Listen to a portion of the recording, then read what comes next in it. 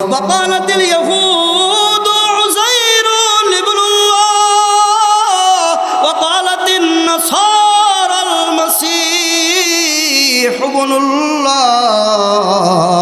আপনি যখন কোনো ইহুদির কাছে গিয়ে বলবেন, ইহুদি ভাই আসলে তুমি কয়জন আল্লাহতে বিশ্বাস করো, ওই ইহুদি তখন বলবে মুসলমান ভাই আমার, ওই ইহুদি তখন বলবে আমি তিন আল্লাহতে বিশ্বাস করি না, আমি বিশ্বাস করি আল্লাহ হলো দুইজন, মূল আল্লাহ হলেন একজন, আর উযাইর আলাইহিস সালাতু ওয়াস সালাম উনি হলেন আল্লাহর বেটা, উনি একজন। এখন যদি আপনি আবার গিয়ে জিজ্ঞাসা করেন আপনার বাড়ির পাশেও হিন্দু ভাই, আমি তো খ্রিস্টানকে জিজ্ঞাসা করলাম, খ্রিস্টান বলল তিন আল্লাহ, ইহুদিকে জিজ্ঞাসা করলাম, ইহুদি বলল দুই আল্লাহ, এখন তুমি বলো দেখি তুমি কয় আল্লাহতে বিশ্বাস করো? মুসলমান ভাইরা আমার, সেই হিন্দু ভাই আমার জবাব দেবে আসলে আমরা দুইজনও মানি না, আমরা তিনজনও মানি না, আমরা আসলে আল্লাহ মানি 33 কোটি। হিন্দুদের কোনো কিতাবের মধ্যে, হিন্দুদের কোনো ধর্মীয় শাস্ত্রের ভিতরে আসলে আল্লাহর সংখ্যা নির্দিষ্ট করে বলা নাই। অসংখ্য আল্লাহ, অসংখ্য ভগবান, অসংখ্য সৃষ্টিকর্তায় তারা বিশ্বাস করে। এখন যদি আমি আপনাকে বলি ভাই হিন্দুরা বিশ্বাস করলো 33 কোটি, খ্রিস্টানরা বিশ্বাস করলো 3 জন, ইহুদি যারা তারা বিশ্বাস করলো 2 জন, এখন বলেন দেখি আমরা বিশ্বাস করি কয়জন? আল্লাহ পাক রব্বুল আলামিন বলেন শোনো, আসলে 3 আল্লাহ বিশ্বাস করলে হবে না, 2 আল্লাহ বিশ্বাস করলে হবে না, 33 কোটি আর 33 লাখে বিশ্বাস করলে হবে না। নাজাত যদি পেতে চাও ইমানের কোয়ালিটি বানাও, কুল হুয়াল্লাহু আহাদ, আমার আল্লাহ হলেন একজন। আল্লাহ কয়জন? আরো জোরে বলেন কয়জন? আসমান এবং জমিনের একচ্ছত্র আধিপত্য একমাত্র কার? একমাত্র আল্লাহর। এই ব্যাপারে আওয়ামী লীগ বলেন, বিএনপি বলেন, জাতীয় পার্টি বলেন, জামাত ইসলাম বলেন, সারা বাংলাদেশের ভিতরে যত রাজনৈতিক ঘরানার দল মত আছে, আল্লাহ যে একজন এই ব্যাপারে কারো কোনো দ্বিমত নাই, বিশ্বাসেরও কমতি নাই। কথা বলেন ঠিক না ভাই? বিশ্বাসেরও কোনো কমতি নাই, এই ব্যাপারে কারো দ্বিমতও নাই, সুস্পষ্ট ধারণা। এতটুকুন আমরা গোছায়া বলতে না পারলেও সব ঘরানার মুসলমানদের আছে। শিয়া বলেন, রাফেজি বলেন, খারেজি বলেন, যা বলেন, সবার একটা নর্মাল ধারণা আল্লাহ একজন, আল্লাহ এক এবং একক। এই ব্যাপারে আমাদের মধ্যে কারো কোনো কমতি নাই, এই ব্যাপারে আমরা সবাই একমত। আওয়ামী লীগের লোকেরা কি আল্লাহ 2 জন মানে? বিএনপির লোকেরা কি আল্লাহ 3 জন মানে? না, সে যারাই আছে বাংলাদেশে সবাই আল্লাহ যে এক এই ব্যাপারে কারো কোনো দ্বিমত নাই, আল্লাহ যে এক এই ব্যাপারে কারো কোনো প্রকারের প্রশ্ন নাই। কিন্তু সমস্যাটা হলো সেই জায়গায়। সমস্যাটা কোন জায়গায়? সমস্যাটা হলো যে আল্লাহ তাআলা যেরকমভাবে কোনো মানুষ আল্লাহ যদি এক থেকে নিয়ে বলে যে না আল্লাহ একজন না, আল্লাহ 2 জন, তাহলে বলেন দেখি সে কি আর মোমেন থাকবে না মুশরিক হয়ে যাবে? মুশরিক হয়ে যাবে। তাকে কি আর মোমেন মুসলমান বলার কোনো সুযোগ আছে? মোমেন মুসলমান বলার কোনো সুযোগ নাই। ঠিক তদ্রূপভাবে আল্লাহর 99টা গুণবাচক নাম আছে। আল্লাহর কয়টা গুণবাচক নাম আছে? আল্লাহ যেরকম একজন, আল্লাহ যেরকম একজন, 2 জন, 10 জন, 33 কোটি নন। আল্লাহর মতো আর একটা আল্লাহ পৃথিবী এবং পৃথিবীর বাইরে সপ্তাকাশ ভূমণ্ডলে কোথাও যেরকম নাই, ঠিক তদ্রূপভাবে আল্লাহর যে গুণাবলী আছে এই গুণাবলীর দিক থেকেও আল্লাহর সমকক্ষ কেউ নাই, আল্লাহর ধারে কাছে কেউ নাই। আল্লাহ তার গুণাবলীতেও একক, গুণাবলীতেও আল্লাহর মতো, আল্লাহর গুণের মতো আর কেউ নাই। জোরে কোন সুবহানাল্লাহ। এই ব্যাপারে আমাদের সুস্পষ্ট কোনো ধারণা নাই। আমরা যেই আল্লাহর উপরে বিশ্বাস করলাম ওই আল্লাহ কেমন, ওই আল্লাহর ক্ষমতা কেমন, ওই আল্লাহর পাওয়ার কেমন, ওই আল্লাহর গুণ কি কি। আমরা কোনো জিনিস কিনলে গুণ দেখে কিনি কি কিনি না বলে দেখি। একটা পাঞ্জাবি বানালাম অনেক টাকা দাম দিয়া, আমি এর গুণ দেখি। কি গুণ? বলে এটা অনেক পাতলা, সুতরাং এর গুণ হলো যত দামি হোক এর গুণ হলো গরমের সময় এটা গরম লাগবে কম, যেহেতু পাতলা ভিতর দিয়ে আসা যাওয়া, এর এক বাতাস আসা যাওয়া করা, এটা একটা তার গুণ। এই গুণের কারণে এত দাম দিয়ে এটাকে আমি কিনলাম। প্রত্যেকটা বস্তুর গুণ আছে না নাই? আপনারা আগুন বিশ্বাস করেন না? আগুন বিশ্বাস করেন কোন গুণ সহকারে? আগুন বিশ্বাস করেন এই গুণ সহকারে যে আগুনের মধ্যে পোড়ানোর গুণ আছে, পোড়ানোর ক্ষমতা আছে। আপনি যদি আপনার হাত আগুনের ভিতরে দেন তাহলে আগুন সাথে সাথে পুড়িয়ে ফেলবে। কথা কি বুঝতে পেরেছেন? প্রত্যেকটা বস্তুর মৌলিক একটা গুণ থাকে। তো আল্লাহ তাআলার উপরে আমি আল্লাহ তাআলার উপরে আমি বিশ্বাস করলাম, কিন্তু আল্লাহর গুণ সম্পর্কে আমি জানলাম না, তাহলে তো আল্লাহর উপরে বিশ্বাস কখনো পরিপূর্ণ হবে না। এখন আমি যদি আপনাকে বলি ভাই আল্লাহর মতো যেরকম আরেকটা আল্লাহ নাই, যদি মানে সে মোমেন থাকবে না, ঠিক তদ্রূপভাবে আল্লাহর 99টা গুণ আছে, এই গুণগুলিও আর পৃথিবীর কারো মাঝে নাই, পৃথিবীর কোনো সত্তা, পৃথিবীর কোনো জাতের মাঝে নাই। সুতরাং কোনো মানুষ যদি আল্লাহর কোনো গুণকে মাখলুককে দিয়ে দেয়, আল্লাহর যেই গুণ আছে ওই গুণ যদি মানুষের মধ্যে আছে অথবা অন্য কোনো কিছুর মধ্যে ওই গুণ আছে, আল্লাহর গুণ যদি অন্যকে দিয়ে দেয়, তাহলে সেই ব্যক্তি আল্লাহকে শরীক করলো, ওই ব্যক্তিও আর পূর্ণ মোমেন মুসলমান থাকবে না। এই জায়গাটায় আমাদের সবার কমতি। আমরা কেউ জানি না যে আসলে, প্রায় অধিকাংশ মানুষই আমরা জানি না যে আসলে আল্লাহ তাআলার যে গুণ আছে এই গুণগুলি আসলে কি কি, এটা আমাদের আসলে কিন্তু জানা নাই। আল্লাহর 99টা গুণ আছে। কয়টা গুণ আছে ভাই বলেন দেখি? 99টা। এই 99টা গুণ আল্লাহ তাআলার প্রত্যেকটা গুণবাচক, প্রত্যেকটা গুণের এক একটা করে নাম আছে। এই নামগুলি জানতে হবে, গুণ জানতে হবে, বিশ্বাস করতে হবে, এবং এই ব্যাপারে অন্য কাউকে গুণের ব্যাপারে শরীক করা যাবে না। এখন আল্লাহর 99টা গুণ এটা আমাদের জানতে হবে। 99টা গুণ জানতে হলে আল্লাহ তাআলার যে 99টা নাম আছে এটাও তো আমাদের জানা দরকার। এই 99টার নাম আমাদের মুখস্থ থাকা দরকার। মুখস্থ না থাকলেও অন্তত পক্ষে এই 99টা গুণবাচক নামের গুণ সম্পর্কে আমাদের অন্তরের মধ্যে ঈমান এবং বিশ্বাস থাকা দরকার। মুসলমান ভাইরা আমার, এখন যদি আমার সমাজের ভিতরে সবচাইতে বড় শিক্ষিত যে তাকেও যদি আমি গিয়ে বলি ভাই আপনি তো আল্লাহর উপরে বিশ্বাস করেন, সে বলবে হ্যাঁ আমি আল্লাহর উপরে বিশ্বাস করি। কিন্তু মুসলমান ভাইরা রে আমার, আমি যদি তাকে গিয়ে বলি ভাই আল্লাহর গুণের উপরে বিশ্বাস করা ছাড়া পূর্ণ মোমেন হওয়া যায় না, এখন আপনি বলেন দেখি আল্লাহর কতগুলি গুণবাচক নাম আছে, আমার ভাইরা সে কিন্তু ভালো করে বলতে পারবে না, অথচ আইডি কার্ডে তার নামটা টাটকা মুসলমান লেখা আছে। আল্লাহর পয়গম্বর সাল্লাল্লাহু আলাইহি ওয়াসাল্লাম বলেন ওয়ালিল্লাহিল আসমা ইন্না লিল্লাহি তাআলা, আল্লাহ পাক রব্বুল আলামিনের জন্য আছে সুন্দর সুন্দর নাম। এই নামগুলি প্রত্যেকটা মুসলমানের জেহেনের ভিতরে, অন্তরের ভিতরে গেঁথে নেওয়া দরকার। 1 নম্বর আল্লাহু লা ইলাহা ইল্লা হুয়ার রহমানুর রহিম। এই যে আমার হাতের আঙ্গুলের দিকে তাকান, 1 নম্বর হলো আল্লাহু লা ইলাহা ইল্লা হুয়ার রহমানুর রহিম। আল মালিকুল কুদ্দুসুস সালামুল মুমিনুল মুহাইমিনুল আজিজুল জব্বারুল মুতাকাব্বির। আল খালিকুল বারিউল মুসাউwirul গফফারুল কাহার। আল ওয়াহাবুর রাজ্জাকুল ফাত্তাহুল আলিম। আল কাবিদুল বাসিতুল খাফিজুর রাফিউল মুইজ্জুল মুদিল্লুস সামিউল বাসির। আল হাকামুল আদালুল লাতীফুল খবীর। আল হালিমুল আজিমুল গফুরুশ শাকুরুল আলিয়ুল কবীর। আল হাফিজুল মুকিতুল হাসিবুল জালিলুল করিম। আর রাকিবুল মুজিবুল ওয়াসিউল হাকিম। আল ওয়াদুদুল মাজিদুল বাইসুশ শাহীদুল হাক্কুল ওয়াকিল।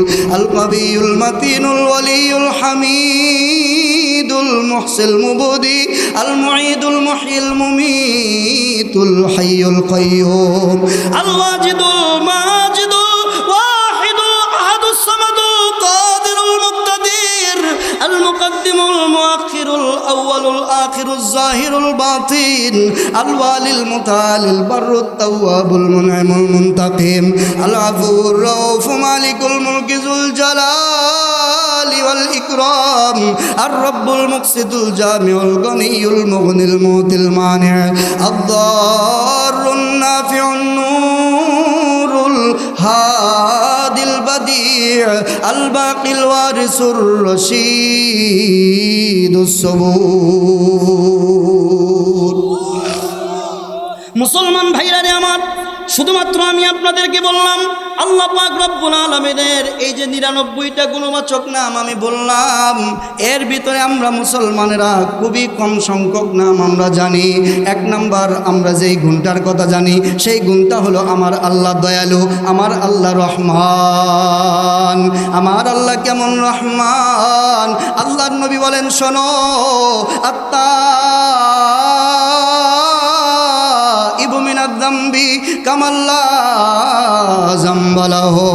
তুমি সারা জীবন নামাজ কাজা করছো বলে হা, তোমার আমল নামার ভিতরে গুনাহ দিয়া ভরে গেছে বলে হা, আমার আমল নামার ভিতরে গুনাহ দিয়া ভরে গেছে।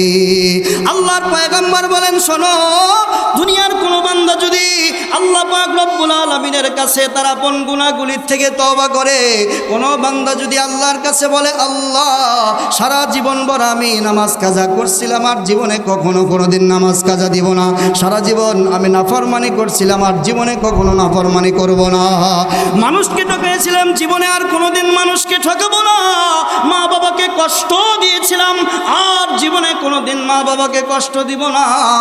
আল্লাহর নবী বলেন শোনো, কোনো ব্যক্তি যদি এরকমভাবে আল্লাহ পাক রব্বুল আলামিনের কাছে তওবা করে, আল্লাহর নবী বলেন আল্লাহ তার উপরে এতটাই খুশি হয়, ফেরেশতাদেরকে অর্ডার করে বলেন ফেরেশতারা শোনো, একজন মানুষ যার আমলনামার ভিতরে কোনো গুনাহ নাই তার আমলনামা কেমন? ফেরেশতারা জবাব দেয় আল্লাহ তার আমলনামা তো একেবারে পরিষ্কার, তার আমলনামা তো পবিত্র। আল্লাহ পাক রব্বুল আলামিন বলেন আমার নাফরমান বান্দা যখন তওবা করে আমি আল্লাহর কুদরতি কদমে সিজদা দিল, তুই পুরা চোখের পানি ফালায়া আমি আল্লাহ পাক রব্বুল আলামিনের কাছে তওবা করলো, জীবনে আর কোনোদিন সে পাপ কাজ করবে না, আমি আল্লাহর কুদরতি কদমে মাথা ঠাকাইলো, তওবা যখন করলো যা যা আমি আল্লাহ পাক রব্বুল আলামিন ঘোষণা দিলাম, আল্লাহর পয়গম্বর আপনি বলে দেন আত্তাইবু মিনাজ যামবি কামাল্লা যামবালাহু, তওবা যদি কেউ করে বেগুনাহ মাসুম বাচ্চার আমলনামার ভিতরে যেরকম ভাবে গুনাহ থাকে না, কোন ব্যক্তি যদি শর্ত পূরণ করে তওবা করে আমার আল্লাহ তার আমলনামাটা বেগুনাহ মাসুমের মতো নিষ্পাপ বানায়া দেয়।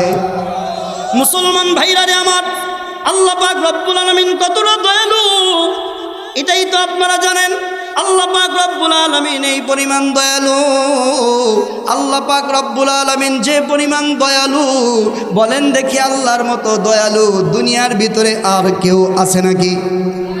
যদি কেউ দাবি করে যে আমি আল্লাহর মতো দয়ালু, আপনি মানবেন?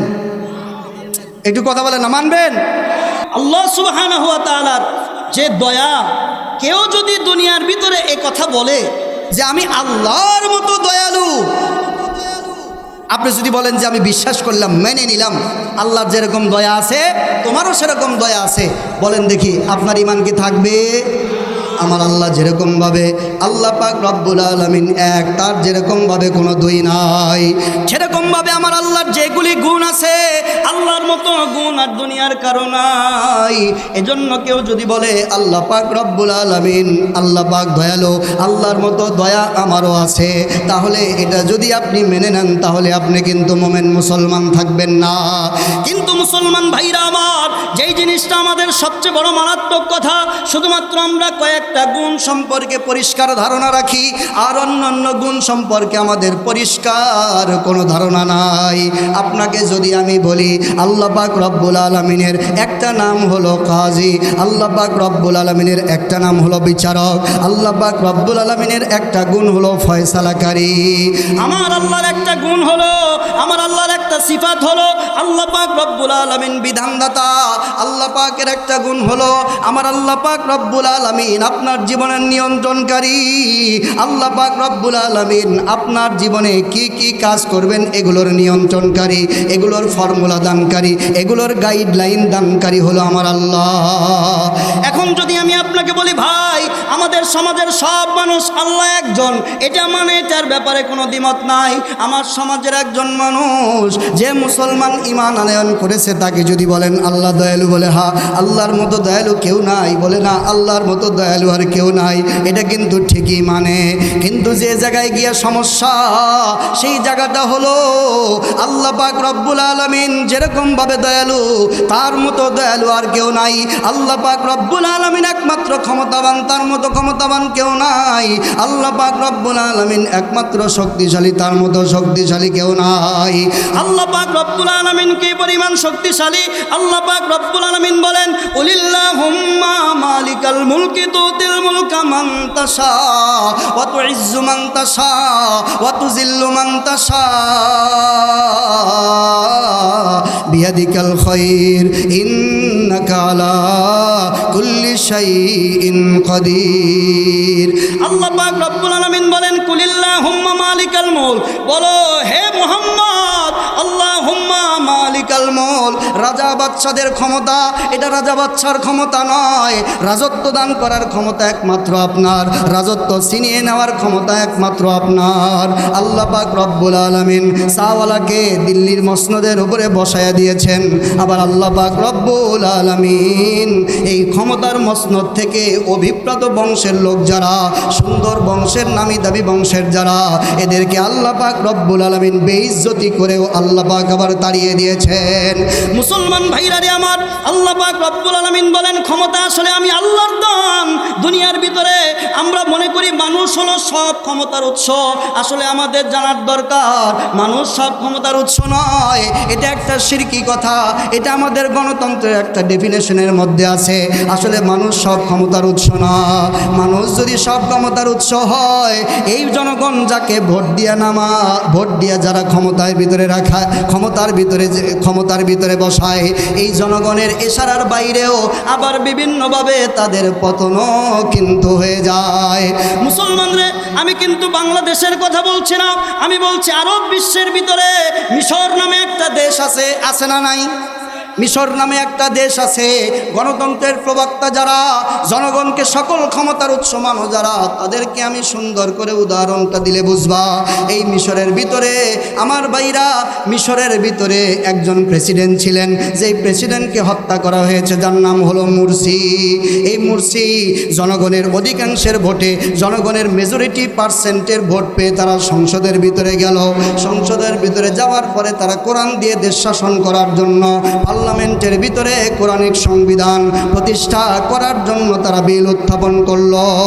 ইখওয়ানুল মুসলিমিনের প্রধান মুরসি প্রেসিডেন্ট, এই মুরসি যখন আমেরিকার লাল চক্ষু উপেক্ষা করিয়া মিশরের ভিতরে কোরআনের আইন জারি করতে চাইল, মিশরের জনগণ এটা চাইল, এজন্যই তো মুরসিকে মেজরিটি পার্সেন্ট যারা, তারা ভোট দিয়ে তাকে প্রেসিডেন্ট বানায়া দিল।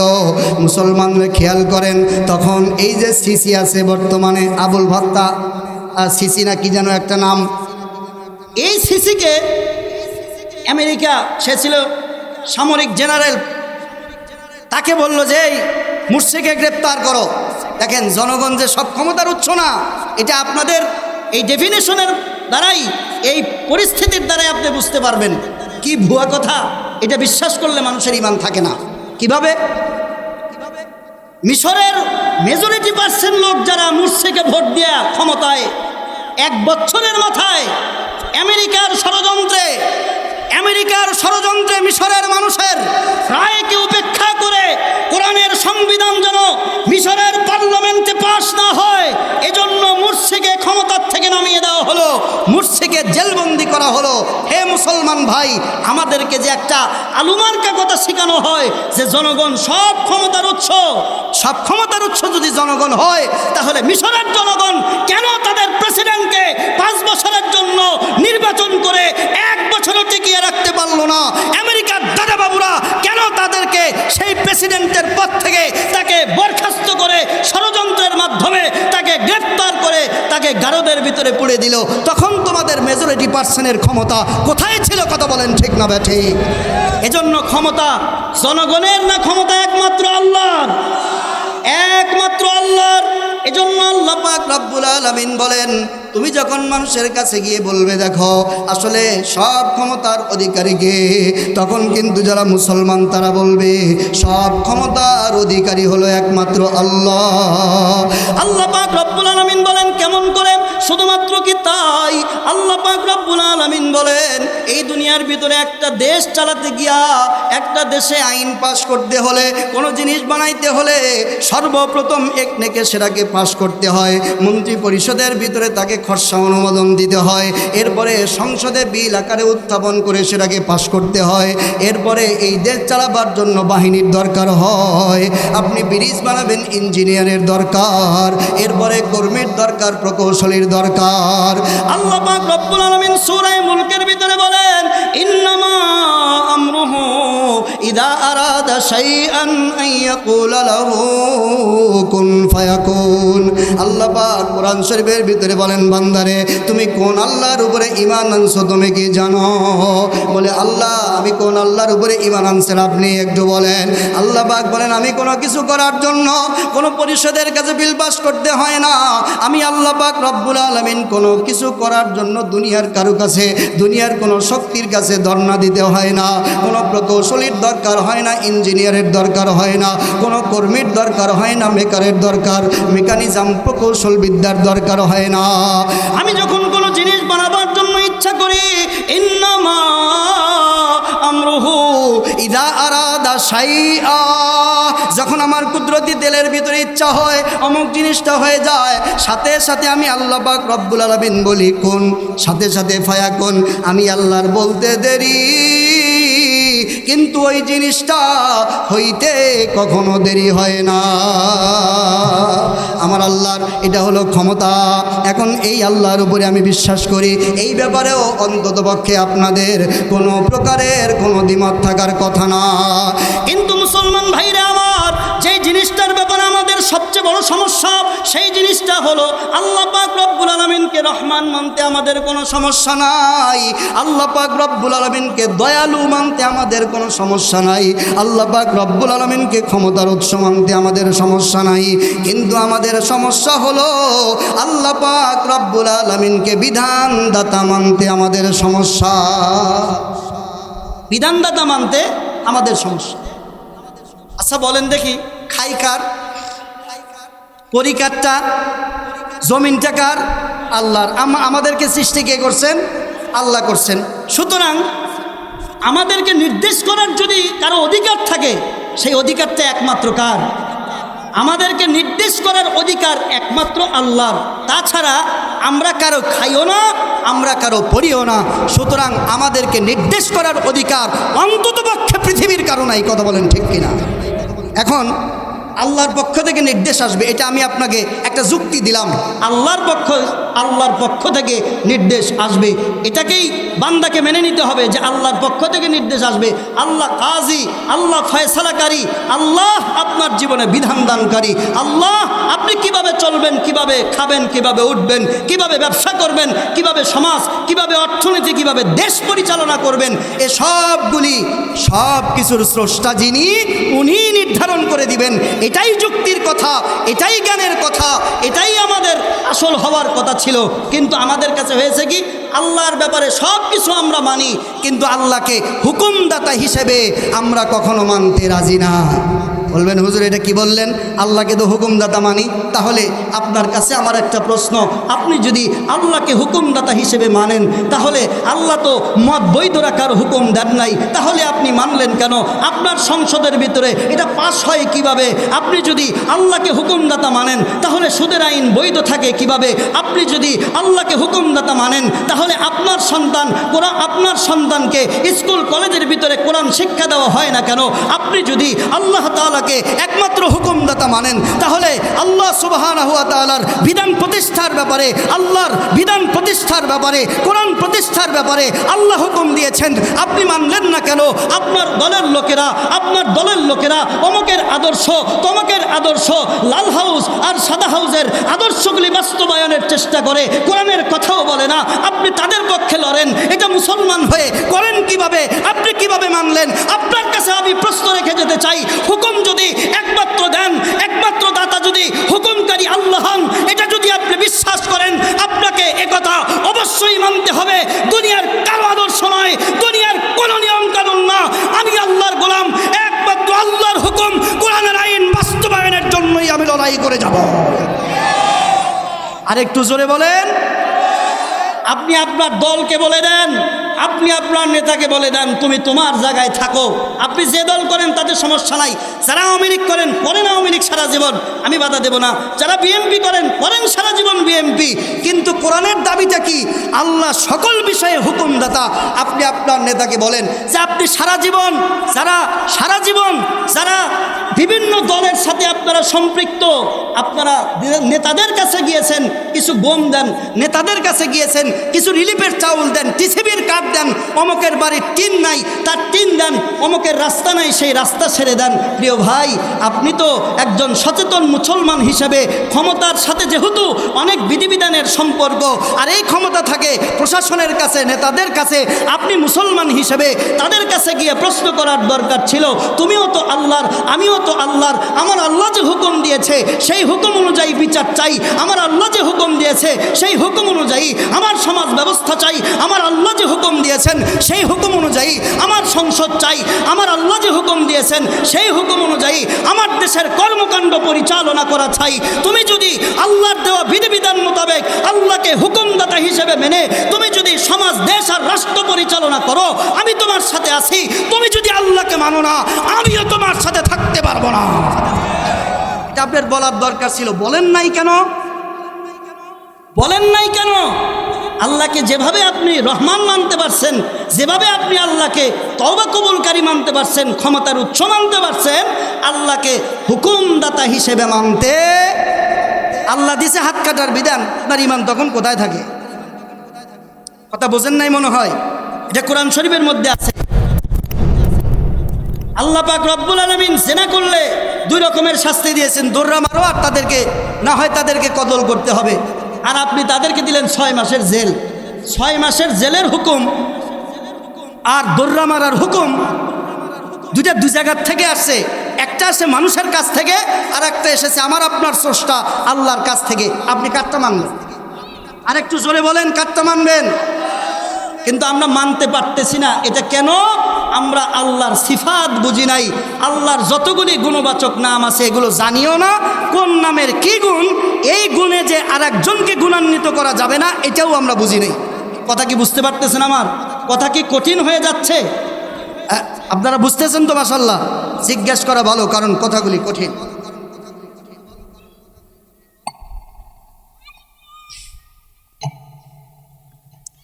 এখন আল্লাহ বিশ্বাস করার এই দুই পদ্ধতি, আল্লাহ বিশ্বাস করার এই দুই পদ্ধতি। 1 নাম্বার, আল্লাহ এক, আল্লাহর যেরকম দ্বিতীয় নাই। যদি কেউ দ্বিতীয় মানে সে ইমানদারও নাই। 2 নম্বর হলো আল্লাহর যে গুণ, এরকম গুণের অধিকারী দ্বিতীয় আর কেউ নাই। যদি কেউ দ্বিতীয় কাউকে মানে তাহলে সেও ইমানদার নাই। আল্লাহর গুণের সাথেও শিরক করা যাবে না। এখন এই বিষয়টা আপনারা বুঝতে পারছেন কি পারেন নাই? আপনারা বুঝতে পারছেন তো সবাই? যাক, তাহলে আমার ইমানের কিভাবে আপনি আল্লাহ বিশ্বাস করবেন আর কিভাবে আপনার আল্লাহ বিশ্বাস ক্ষতিগ্রস্ত হবে, এই সম্পর্কে সামান্য একটু আলোচনা আমি আপনাদের সামনে উপস্থাপন করলাম। যেহেতু আমার সময় কমে আসতেছে, এজন্য আমি আমার আলোচনাকে সামনের দিকে নিয়ে যাচ্ছি। বিরক্ত হইতেছেন আপনারা? মুসলমান ভাইরা আমার, একজন ইমানদার এই দুইটা বিষয় তার অন্তরের ভিতরে সব সময় থাকতে হয়। মুসলমান ভাইরা রে আমার, আজকে আমরা মুমিন মুসলমান হওয়ার পরেও আমাদের দ্বারা নামাজ ভালোভাবে হয় না। আমরা মুমিন মুসলমান হওয়ার পরেও আমাদের ইমানগুলি মজবুত হয় না। মুমিন মুসলমান হওয়ার পরেও আমাদের দ্বারা ইসলাম প্রতিষ্ঠা হয় না। মুমিন মুসলমান হওয়ার পরেও আমাদের দ্বারা হাজারো রকমের পাপ কাজ হয়ে যায়। মুসলমান ভাই, আল্লাহর পয়গম্বর জনাবে মুহাম্মদুর রাসূলুল্লাহ সাল্লাল্লাহু আলাইহি ওয়াসাল্লাম উম্মে হানি রাদিয়াল্লাহু তাআলা আনহার ঘরে আমার ভাইরা শুয়ে আছে। উম্মে হানির ঘরে আল্লাহর পয়গম্বর শুয়ে আছে।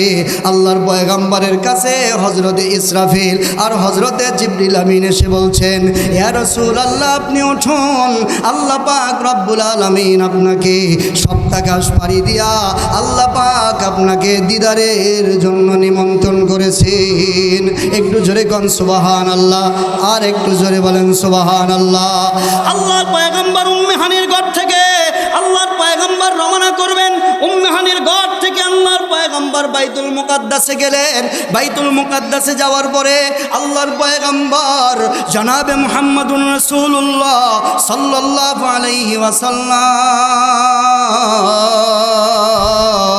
আল্লাহর পয়গম্বর ইমামতের মুসল্লায় আমার বাইরা এখনো খালি। 1,24,000 পয়গম্বর অথবা 2,24,000 পয়গম্বর, মতান্তরে যত পয়গম্বর আল্লাহ দুনিয়াতে পাঠিয়েছিলেন সব পয়গম্বরকে আল্লাহ পাক রব্বুল আলামিন বাইতুল মুকাদ্দাসের ভিতরে মসজিদে আকসার ভিতরে আল্লাহ পাক রব্বুল আলামিন সকলের রূহগুলিকে আল্লাহ তাআলা জমা করে দিয়েছেন। এখন ইমাম কে হবেন, ইমামতিতে কে নামাজ পড়াবেন, এইটা নিয়ে যখন কিছুটা দ্বিধাদ্বন্দ্বের ভিতরে চলে গেল। অনেক সময় বড় আলেম যদি বেশি থাকে তাহলে কিন্তু নামাজ কে পড়াবে ঠেলাঠেলি হয় কি হয় না? একটু আওয়াজ করে বলেন হয় কি হয় না? এখন সব তো পয়গম্বর, জলিলুল কদর পয়গম্বর হযরতে ইব্রাহিম আলাইহিস সালাতু ওয়াস সালাম ওয়াত্তাখাযাল্লাহ ইব্রাহিমা খলিলা সাইয়্যিদান ওয়া হাসূরান ওয়া নাবিয়্যান মিনাস সালিহিন। আল্লাহ পাক রব্বুল আলামিন ইন্না মাসালা ঈসা ইনদাল্লাহি কামাসালি আদম, আল্লাহ পাক রব্বুল আলামিন দ্বিতীয় আদম নূহ আলাইহিস সালাতু ওয়াস সালামের মতো বড় পয়গম্বরকে আল্লাহ পাক উপস্থিত করেছেন। জবিহুল্লাহ হযরতে ইসমাঈল আলাইহিস সালাতু ওয়াস সালামকে আল্লাহ পাক উপস্থিত করেছেন। হযরতে ঈসা আলাইহিস সালাম উপস্থিত, হযরতে ইলিয়াস উপস্থিত, হযরতে নূহ আলাইহিস সালাম, আবুল বাশার সাইয়্যিদুনা আবুনা নবিয়ুনা ওয়া রাসূলুনা হযরতে আদম আলাইহিস সালাতু ওয়াস সালাম সেখানে উপস্থিত। এখন কে নামাজ পড়াতে যাবে আমার ভাইরা? তখন একজন পয়গম্বর অথবা হযরতে জিবরিল আমিন বলতেছেন, ও পয়গম্বর মুহাম্মদুর রাসূলুল্লাহ, সকলে একটু মুহাব্বতে পড়েন সাল্লাল্লাহু আলাইহি ওয়াসাল্লাম। আল্লাহ এই মর্যাদা আপনার জন্য রাখছেন। জানজান 2,24,000 পয়গম্বরের ইমাম আজকে আপনি। আল্লাহ নবী ইমামতি করে হযরতে জিবরিল আমিনের সাথে যখন রওনা দিলেন, একটা জায়গার ভিতরে গিয়া আল্লাহর পয়গম্বর বলেন, জিবরাইল, আমার নাকের ভিতরে কেমন যেন জান্নাতের সুঘ্রাণ আসতেছে, আমার নাকের ভিতরে জান্নাতের সুঘ্রাণ আসতেছে। এখন বলো দেখি এই মাটির ভিতর থেকে জান্নাতের সুঘ্রাণ কিভাবে আসে? জিবরিল আমিন বললেন, বিষয়টা যেহেতু আমার আল্লাহ পাক রব্বুল আলামিন আপনাকে তার বাড়িতে ডেকেছেন, এখন আল্লাহ যদি অনুমতি দেন তাহলে আপনাকে আমি ঘটনা বলতে পারি। জিবরিল আমিন আল্লাহ পাক রব্বুল আলামিনের দিকে মুতাওয়াজ্জা হয়ে গেল। আল্লাহ পাক রব্বুল আলামিন বলেন, জিবরাইল, আমার নবী মুহাম্মদ জানতে চেয়েছে, যাও যাও, দুনিয়ার সব কিছুকে আমি বন্ধ করে দিলাম। কেমন করে বন্ধ করে দিলাম? কিতাবের মধ্যে রাখা হয়, সিরাত যারা লিখেছেন তারা বলেন, আল্লাহর পয়গম্বর যখন মেরাজ করতে গেলেন, আল্লাহ পাক রব্বুল আলামিন সূর্যের গতিকে থামিয়ে দিলেন। সূর্য যেখানে ছিল সেখানে আছে, আগেও যায় না পিছেও যায় না। জোরে কোন সুবহানাল্লাহ। উনি একজন মানুষ যার জন্য সূর্য তারা কোন জায়গায় স্থির হয়ে গেল, চন্দ্র তারা কোন জায়গায় স্থির হয়ে গেল। আমার বাইরে গ্রহ নক্ষত্র নদী নালা নিঃশ্বাস বাতাস বুতাস যা আছে এসব কিছু আপন জায়গায় যখন স্থির হয়ে গেল, আল্লাহ পাক বলেন, জিবরাইল, ঘটনা শোনাও। আমার পয়গম্বর শুনতে চেয়েছে, ঘটনা শোনায়া তারপরে আবার তুমি রওনা দাও। আল্লাহ নবী তখন বললেন, জিবরাইল, বলো দেখি এই মাটির ভিতর থেকে জান্নাতের সুঘ্রাণ পাওয়া যায়? আল্লাহ নবী বলেন, শোনেন, আপনার ভাই নাম ছিল তার মূসা, এক নবী আর এক নবীর ভাই, এক নবী। আপনার একজন ভাই যার নাম ছিল হযরতে মূসা, ওই মূসার জামানায়, ওই মূসা আলাইহিস সালাতু ওয়াস সালামের জামানায় একজন মহিলা ইমানদারের আত্মত্যাগের ফলশ্রুতিতে আল্লাহ তার এই সমাধির জায়গা থেকে আল্লাহ জান্নাতের সুঘ্রাণ বাইর করে দিছে। তারা মরে গেলে এমন কিছু ইমানদার পাওয়া যেত যারা মারা গেলে তাদের কবরের জায়গা থেকে সুঘ্রাণ আসতো। আর আজকে আমরা কেমন মুসলমান হইলাম যে আমাদের মরে গেলে কবর থেকে সুঘ্রাণ আসা তো দূরের কথা, আমাদের লাশটা পর্যন্ত হেফাজত হয় না, আমাদের লাশটা পর্যন্ত দুর্গন্ধ হয়ে যায়, মরে যায়, গলে যায়, পচে যায়। আচ্ছা না হয় মেনে নিলাম লাশটা পচে যাওয়ার জিনিস, মাটির উপাদান পচে গেল, তাতে কত কোনো সমস্যা নাই। কিন্তু আমরা কেমন মুসলমান হইলাম যে মরার সময় আমার নাক বাঁকা হলো, আমার চোখ বাঁকা হলো, আমার কান বাঁকা হলো, আমার চেহারা বিকৃত হলো, চোখগুলি বড় বড় হলো, কিন্তু আমি কেমন ইমানদার, মৃত্যুর সময় আমার কালেমাটা পর্যন্ত নসিব হলো না। জান্নাতের সুঘ্রাণ না হয় কবর থেকে নাই আসলো, কিন্তু কালেমাটা তো অন্তত পক্ষে মৌতের সময় নসিব হওয়ার কথা বলেন ঠিক কিনা? আল্লাহর পয়গম্বর বলেন, জিবরাইল আমিন তুমি ঘটনা বলো, আমি শুনতে চাই। আমি আপনাদের কাছে প্রশ্ন করব, বলেন দেখি আপনারা শুনতে চান কি চান না? আপনারাও শুনতে চান, একটু পরখ করা দরকার। আমিও তো মুসলমান, আর তারাও তো মুসলমান ছিল। কোয়ালিটির ভিতরে কোনো প্রকারের অবশ্যই কমতি আছে, অবশ্যই কোয়ালিটি তাদের তা উন্নত ছিল। তারা কেমন কোয়ালিটির মুসলমান হলো, যার কারণে তাদের কবর থেকে মৃত্যুর হাজার হাজার বছর পরেও কবর থেকে জান্নাতের সুঘ্রাণ পাওয়া যায়। হে আমার গান্দাইলের মা বোনেরা, বাবারা, ভাইরা, গভীর মনোযোগ দিয়ে শোনার জন্য চেষ্টা করুন। আল্লাহর পয়গম্বরের কাছে হযরতে জিবরিল আমিন পাশে বসে আল্লাহর পয়গম্বরের কাছে বলে, ও পয়গম্বর, আপনার একজন ভাই নাম হলো তার মূসা। এই মূসা আলাইহিস সালাতু ওয়াস সালামের জামানায় একজন ফেরাউনের দাসী আর বান্দি ছিল। এই ফেরাউনের কাজের লোক ছিল, কাজের বুয়া ছিল, যার নাম হলো মাস্তা।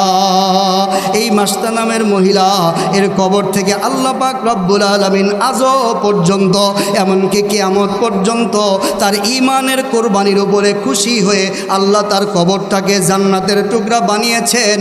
এবং মুজিজা এবং কারামত স্বরূপ আল্লাহ তার কবর থেকে কিয়ামত পর্যন্ত জান্নাতের সুঘ্রাণ আল্লাহ বাইর করতেছেন। আল্লাহর নবী বলেন, ঘটনা কি বলো দেখি?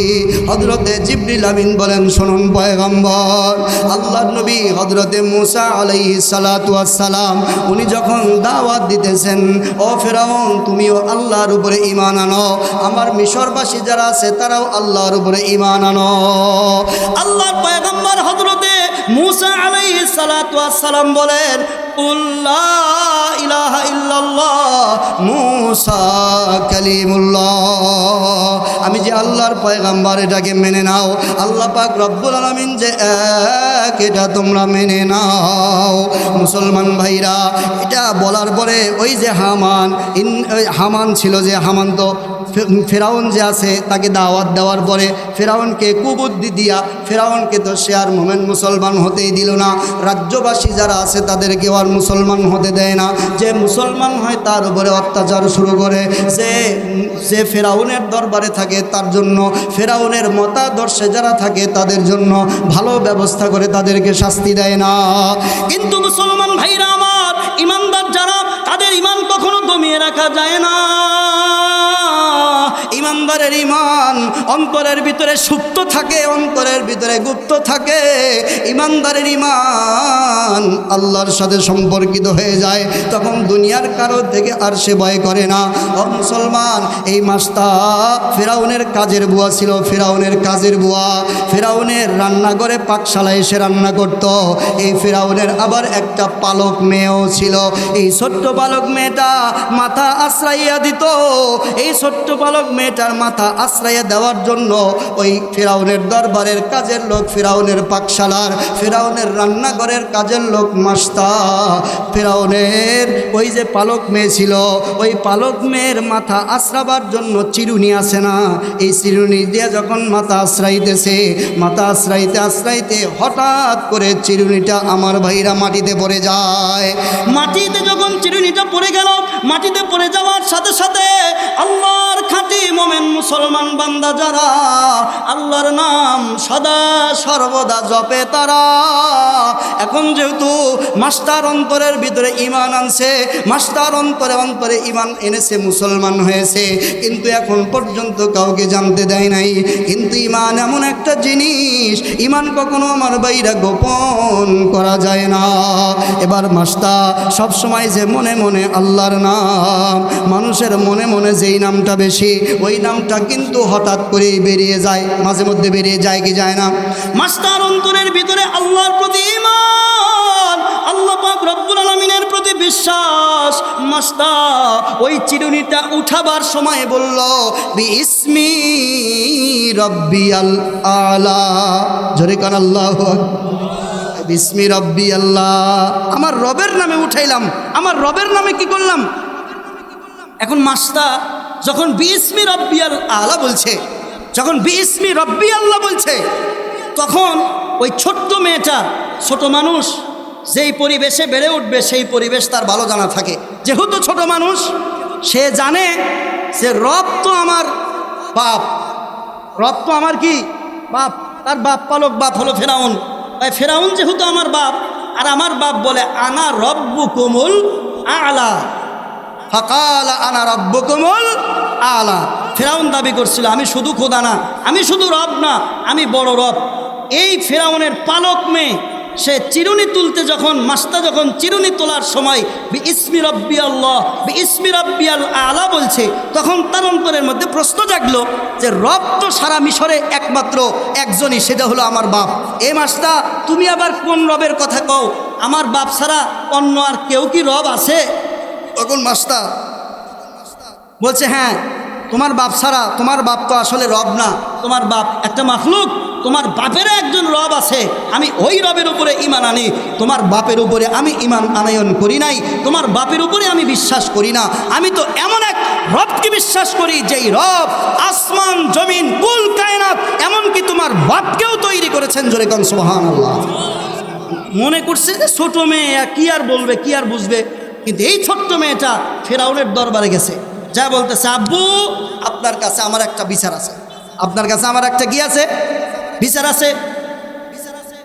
তখন ফেরাউনের দরবারে বিচার, মেয়ে সন্তানকে বাবারা কিন্তু একটু বেশি আদর করে, আদর করে কি করে না?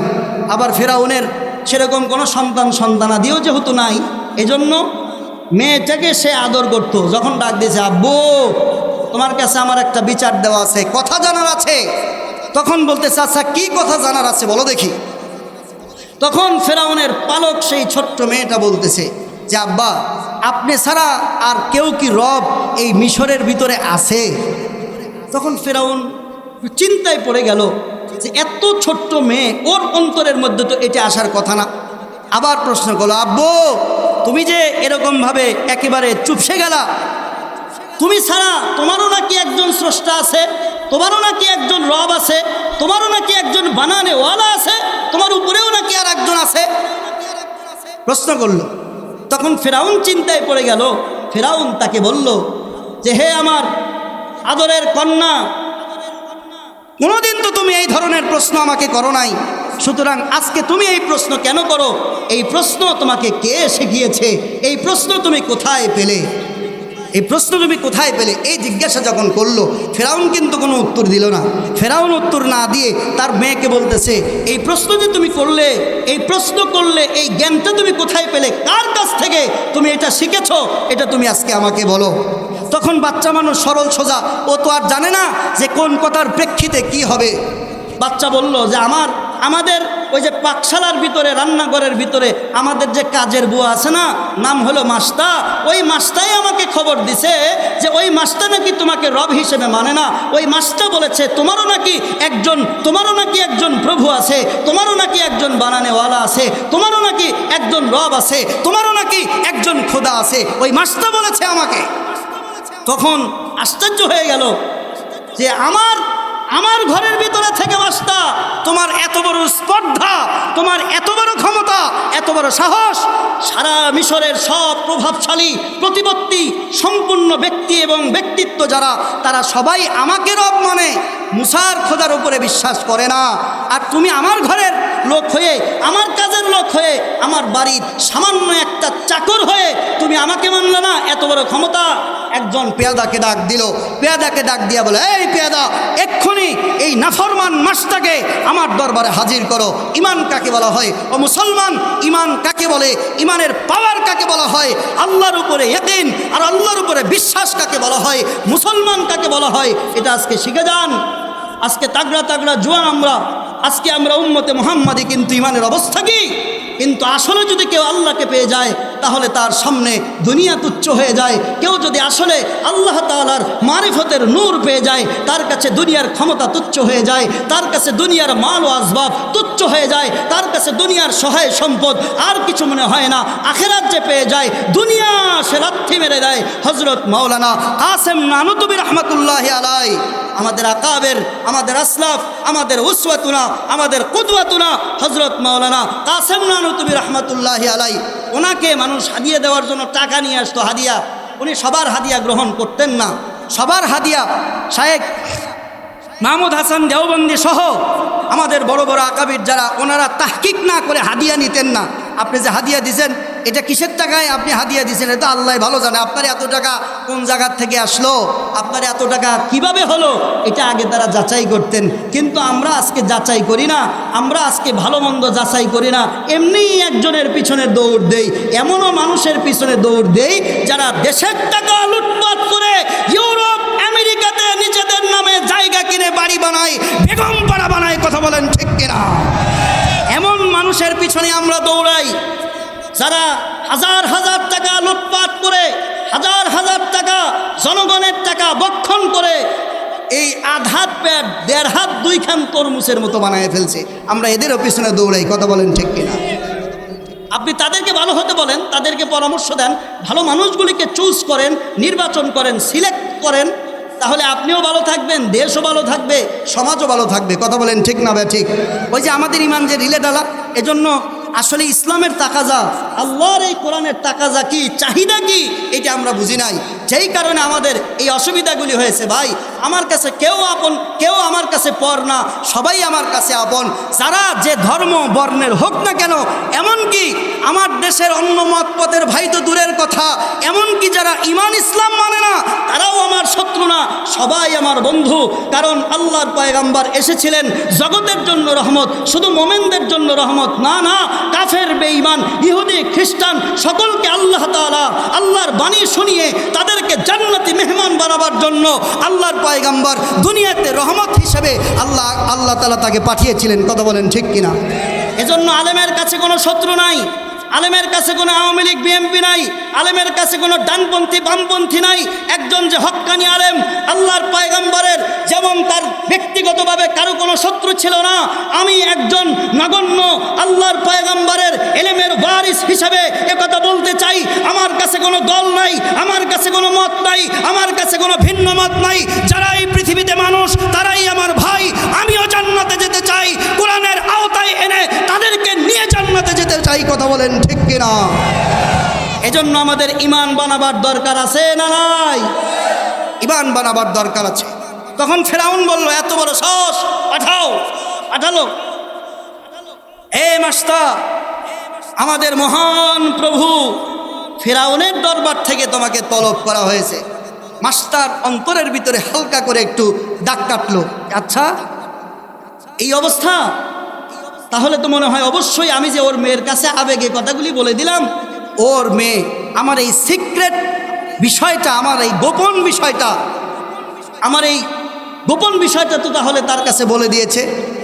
মাস্টার এবার চিন্তা করলো, যেহেতু আমার বিষয়টা, গোপন বিষয়টা ওপেন হয়েই গেছে, প্রকাশ হয়েই গেছে, এখন আর ভয় করে কোনো লাভ নাই, এখন আর চিন্তিত হয়ে কোনো লাভ নাই। যাব মর্দে মুজাহিদ, মোমেনের মতো যাব, আমি আল্লাহর গোলাম, আল্লাহর কথা বলবো। ফেরাউনের সামনে ভয় পাবার মতো কোনো বিষয় আমার অন্তরের মধ্যে নাই। জোরে কোন সুবহানাল্লাহ। মাস্টার অন্তরের ভিতরে ঈমান জাগ্রত হয়ে গেল। আর একবার বলেন সুবহানাল্লাহ। মাস্টার ভয় ডর ফেলে দিয়ে, ভয় ডর অন্তরের ভিতরে ফেলে দিয়ে আল্লাহর প্রেম আর ভালোবাসা, আল্লাহর প্রেম আর ভালোবাসা অন্তরের মধ্যে নিয়ে পেয়াদাকে বলল, পেয়াদা সামনের দিকে চলো, মাস্টার রবের জন্য কোরবান হইতে, তোমাদের ভণ্ড রবের দরবারে যেতে মাস্টার প্রস্তুত আছে। জোরে গান সুবহানাল্লাহ। মুসলমান ভাইরা আমার, মাস্টার হাঁটি হাঁটি পা পা করে আস্তে আস্তে ফেরাউনের দরবারে যখন গেল, ফেরাউন বড় বড় চোখ করে মাস্টারকে বলে, ও মাস্টার, এই মিশরের ভিতরে যত বড় বড় মানুষ আছে, মিশরের ভিতরে যত বিত্তশালী ব্যক্তিরা আছে, মিশরের ভিতরে যত বিত্তবান ধনী ক্ষমতাবান ব্যক্তিরা আছে, এরা সবাই কিন্তু আমি যেই দিন দাবি করেছি আনা রব্বুকুমুল আলা, এই মিশরের ভিতরে একচ্ছত্র আধিপত্যের ক্ষমতা একমাত্র আমার, এইটা যেদিন থেকে আমি দাবি করেছি, ওই দিন থেকে মিশরের সব মন্ত্রীরা মানলো, ওই দিন থেকে মিশরের সব ব্যবসায়ীরা মানলো, ওই দিন থেকে মিশরের সব সাধারণ মানুষেরা মানলো। কিন্তু তোমার এত বড় ক্ষমতা, তুমি এত বড় স্পর্ধা দেখাইলা, কিন্তু তুমি এত বড় সাহস কোথায় পাইলা? তুমি বলো দেখি, তুমি কোন আল্লাহকে মানো? তুমি বলো দেখি কোন রবকে মানো? তুমি কি আসলে আমাকে মানো না? এবার মাস্টার 7 পাঁচ চিন্তা না কইরা, এবার মাস্টার মনে মনে বলে, আমি যেই আল্লাহকে মানছি, ওই আল্লাহকে আজকে শুধু গোপনে নয়, ওই আল্লাহর নাম আমি আজকে প্রকাশ্যে করে দেব। এবার মাস্টার বলে, শোনো ফেরাউন, আমি শুধুমাত্র কোন আল্লাহকে মানি তুমি কি জানো না?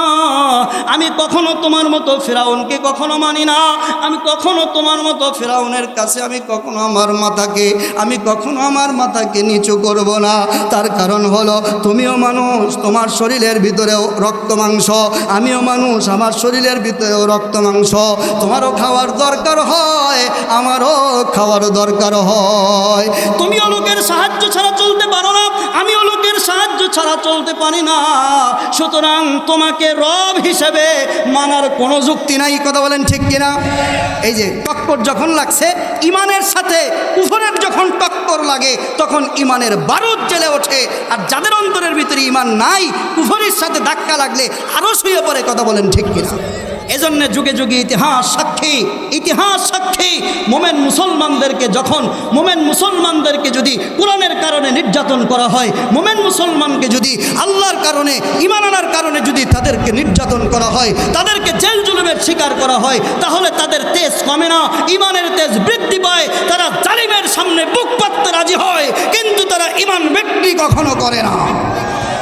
গাজার মুসলমানরা আজকে এই বিষয়টার সর্বোৎকৃষ্ট উদাহরণ। আজকে বছরের পর বছর আমার মুসলমান ভাইদেরকে, আমার মুসলমান বোনদেরকে, আমার মুসলমান শিশুদেরকে, আগামীর ভবিষ্যৎ প্রজন্মকে ধ্বজাধারী মানবতার ফেরিওয়ালা ইউরোপ আমেরিকার সামনে আজকে তাদেরকে নির্বিচারে বোমা মেরে গুলি করে হত্যা করা হচ্ছে। কিন্তু জাতিসংঘ কিছু বলে না, আমেরিকার মানবাধিকার কমিশনও কিছু বলে না। যদিও কিছু না বলুক, ইমানদার মুজাহিদেরা তারা ঘোষণা দিয়েছে যে একজন ইমানদার গাজাতে বেঁচে থাকতে ইসরায়েলের কাছে তারা কখনো মাথা নত করবে না। মুসলমান এক আল্লাহর কাছেই মাথা নত করে, তারা জীবন দিবে, কখনো ইমান দিতে পারবে না। এটার নাম হলো ইমান। মাস্টার কয় যে আমি তোমাকে মানি না, তোমাকে মানার কোনো প্রশ্ন নাই, নো অপশন, নো ওয়ে, কোনো প্রশ্ন নাই, কোনো অপশন নাই, কোনো সুযোগ নাই, তোমাকে মানতে পারবো না। তুমিও যা, আমিও তাই। কোন বিশ্বাসে তুমি নিজেকে খোদা দাবি করো? তখন ফেরাউন বলে, আচ্ছা তোমার এত বড় স্পর্ধা, তো তুমি আমাকে যদি না মানো তাহলে কাকে মানো বলো দেখি। এবার মাস্তা দেখেন, আল্লাহু আকবার। এবার মাস্তা ফেরাউনের সামনে আল্লাহর বর্ণনা দিচ্ছেন। ফেরাউনের সামনে কার বর্ণনা দিচ্ছেন? কার সামনে কার বর্ণনা দেয়? নকল খোদার সামনে আসল খোদার বর্ণনা দেয়, নকল প্রভুর সামনে আসল প্রভুর বর্ণনা দেয়। ইতিহাসের কিতাবে লেখে, মাস্টার অন্তরের ভিতরে চুল পরিমাণ, সামান্য পরিমাণ ভয় নাই, ডর নাই, আনন্দে ভরা। জোরে কোন সুবহানাল্লাহ। এই গল্পটা কে কার কাছে করতেছে মনে আছে আপনাদের? ওই যে আল্লাহর পয়গাম্বর মেরাজে যাচ্ছেন, জান্নাতের সুঘ্রাণ পায়, জিব্রাইলকে বলে জিব্রাইল এখান থেকে জান্নাতের সুঘ্রাণ আসে, ব্যাপার কি? বলে হুজুর তাহলে শোনেন এই গল্পটা, শোনেন এই ঘটনাটা। এটা কিন্তু জিব্রাইলের ঘটনা। শ্রোতা হলেন মুহাম্মদুর রাসূলুল্লাহ, আর বর্ণনাকারী হলেন সাইয়্যিদুল মালায়েকা হযরতে জিবরিল আমিন। জোরে কোন সুবহানাল্লাহ।